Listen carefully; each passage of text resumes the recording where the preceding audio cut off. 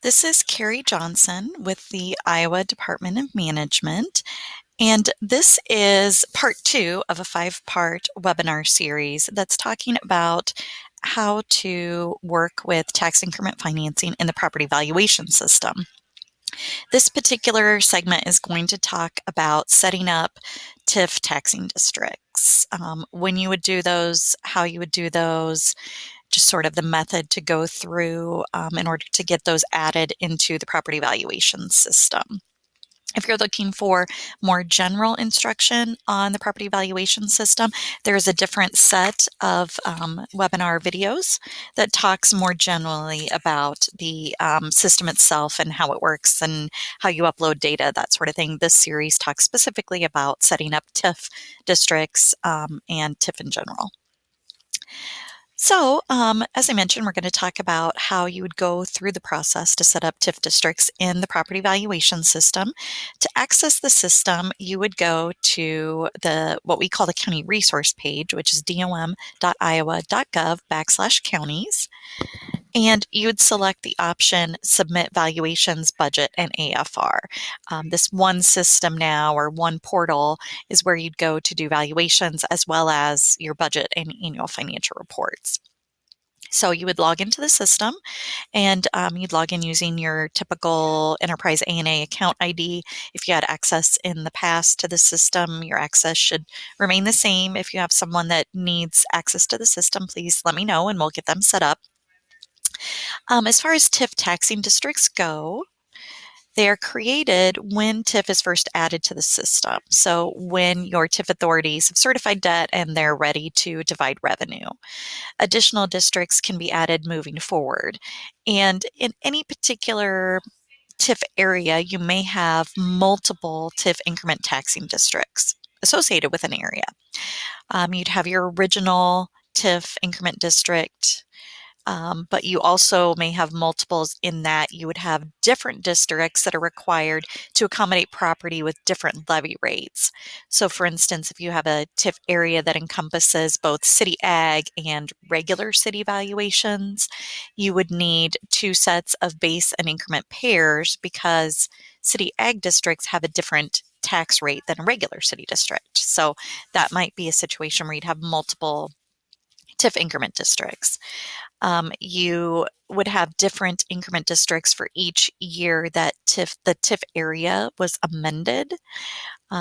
Those particular TIF districts would have different frozen base years, so they need to be in separate TIF districts.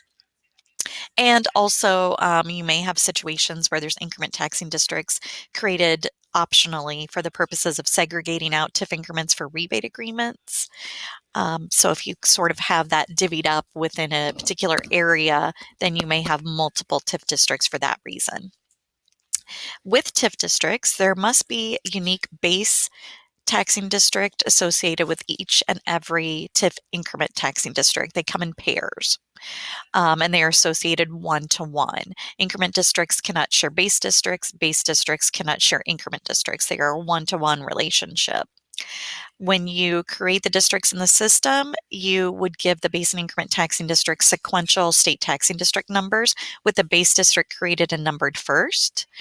And when you go into the system, when I show you the example, PVAL will populate taxing district numbers for you. It'll populate the next available number when you begin your process with creating a base district, and then it will automatically populate the next available number when you create the increment district. So if you do not make any changes to those numbers, the system will do that sequential numbering for you. Each time a TIF area is amended, properties added to an area, you need to add additional base and increment taxing districts, like I mentioned before, for segregating out that new group of parcels that have different frozen base years. So if you have an area that's amended, you're likely going to have, your original taxing district or taxing districts, and then additional taxing districts that indicate amendment as part of the name to make that clear. If a TIF area crosses taxing district lines, you do need to create multiple TIF base and increment taxing districts to associate with the area.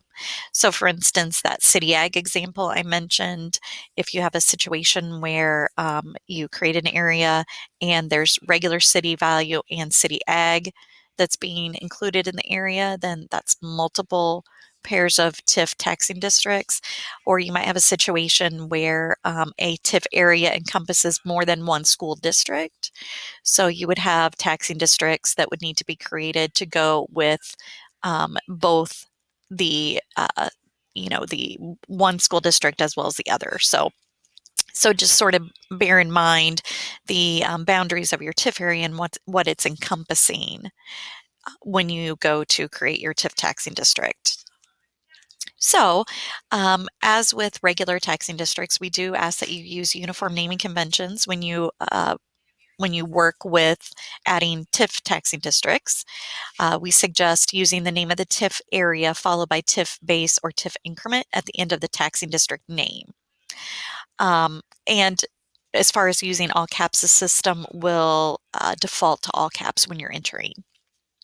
So it's city TIF-based district, for instance, would be something like Anamosa City, Anamosa School. That's your regular sort of naming convention. And then Anamosa East, which is our name of our TIF area. And then we're ending it with TIF base.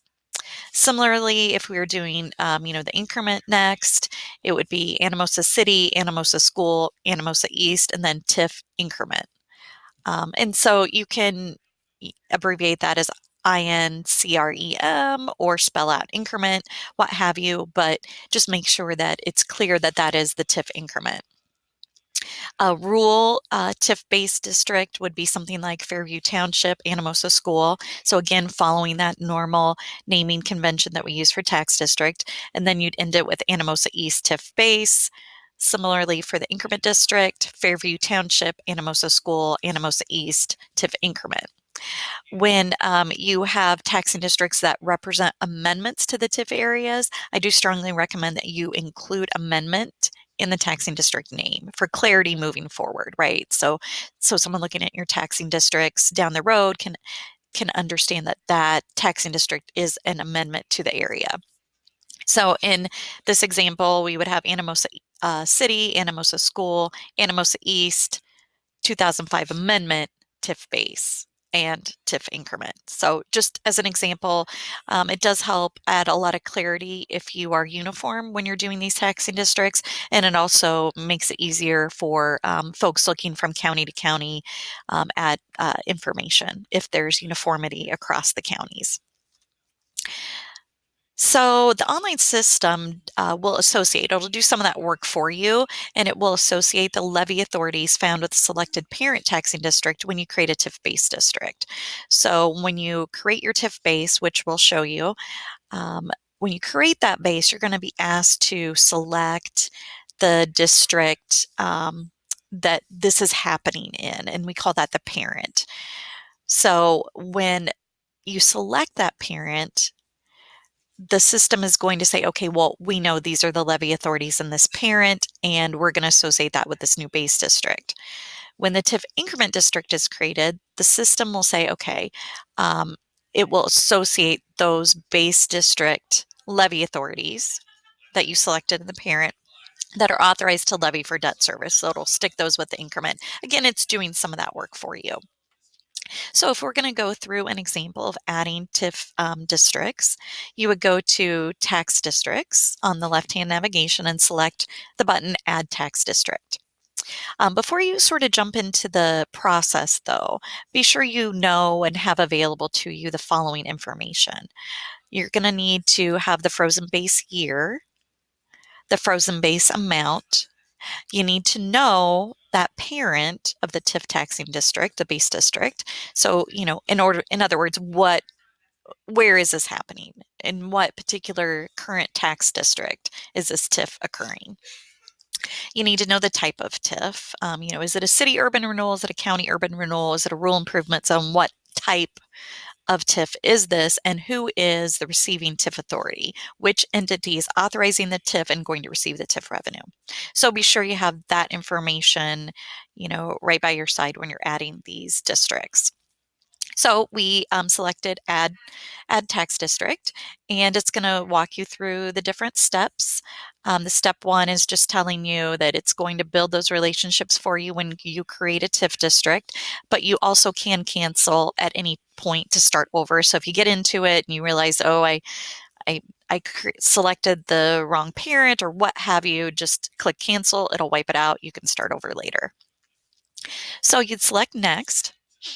And you're going to enter first the basic information. It'll populate your county for you. As I mentioned, it will populate the next available taxing district number, and you will enter the tax district name. So in this case, we did test city, test school, new project, and a TIF base. And this is a city TIF, so it's an urban property type. Next. City information, so city type, if you would need to select a city ag or a city exempt. And in this case, we're not, so you do next. TIF information, is it TIF related, yes or no? And this is TIF related, so you do next. And this is where you'd enter some of that information about your TIF base. So you need to, as I mentioned, have the frozen base year, the frozen base amount, and the parent of the base, or in other words, where is this actually happening within the county? So you'd select your parent, and you do next. Now it's going to transition you directly to the increment district. So tax district number, again, is going to be populated for you. It's going to be the next available number sequentially. Tax district name, so test city, test school, new project, TIF increment. The base district, so you select, obviously the district that you just created is the associated base. TIF area type, so this is the city that's doing this project. So it's a city urban renewal, and the receiving levy authority is a city of Eldon. So then you do next. And then it's going to provide for you an opportunity to review your information. So you want to take a good look and make sure this is exactly how you wanted this base and increment pair to look. So it's going to tell you property type. It is TIF related. It's going to tell you all about the base, the tax district name and number, base year, base amount, the parent district. And for the increment, it's going to tell you the number and name, TIF area type. So what type of TIF is this? It's a city urban renewal. What is the associated base, which should be this one that you just created, and who's the receiving levy authority. And then if all looks good, then you do a create, and it's going to tell you that the base and increment were successfully created, and those levy authorities have been associated for you. So you do a finish. That's the step to create a TIF base and increment pair in the property valuation system.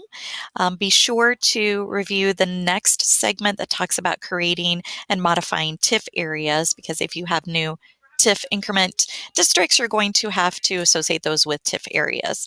But if you have any questions at any time throughout this process, please contact me and let me know. Thank you.